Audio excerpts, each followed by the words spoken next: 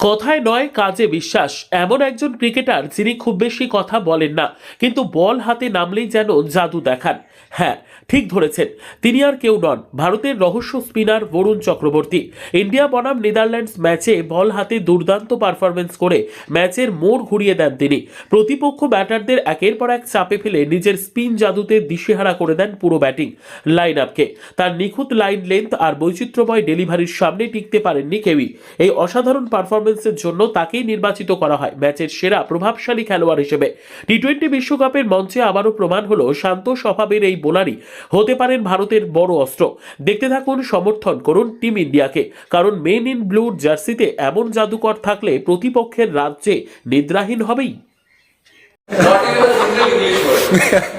असली tournament next match से चालू हो रहा है, तो इसके लिए रेडी होना है और dog fight is very important.